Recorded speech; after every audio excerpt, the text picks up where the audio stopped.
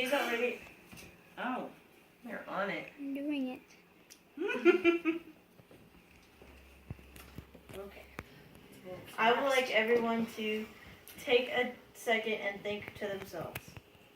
What would you think if you found that a cruel, ruthless, vicious person had brutally murdered your mother, father, brother, sister, husband, wife, or worst of all, your children?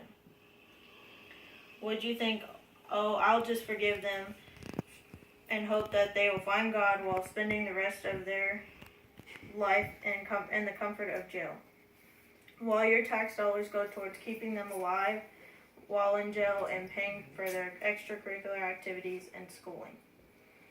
Today I'm going to persuade you on the why capital punishment, more commonly known as the death penalty, should be legal in all 50 states.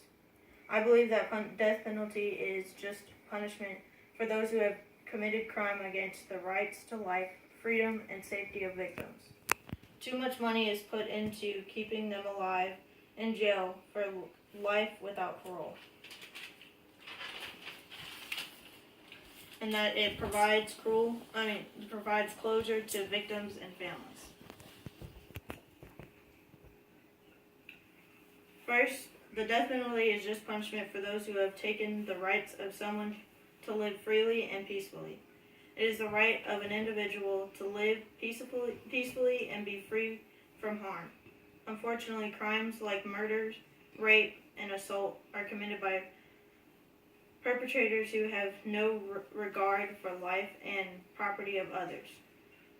Since they violate other people's lives, it is but fair that they are brought to justice and suffer the fate that they rightfully deserve. And in this slide, this is a man who was sentenced to death with lethal injection in Illinois, and he murdered 33 little boys. His name is John Wayne Gacy Jr.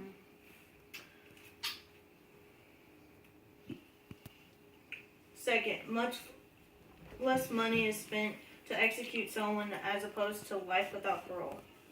Proponents say despite expenses incurred by the government from imposing capital punishment, death penalty is still cheaper compared to the cost of life without parole.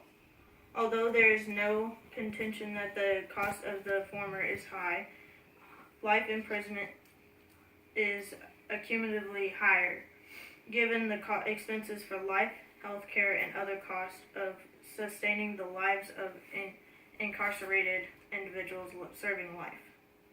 And this is some examples of the death penalty: lethal injection, the gas chamber, and electric chair.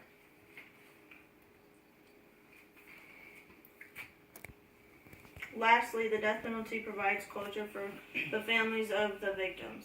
If you were one of the people that was a family member of the victim who was brutally murdered, you would want the murderer on death row.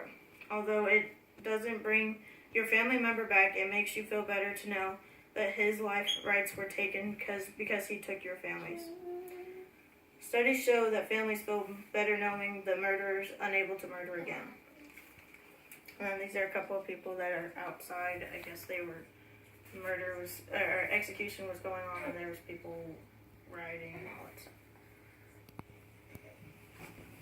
Today we have discussed that the death penalty is just punishment for those who have taken the life, rights, and freedom of others.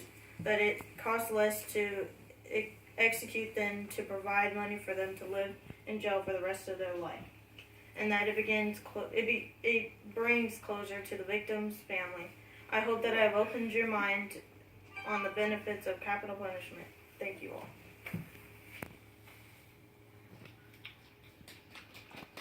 Oh.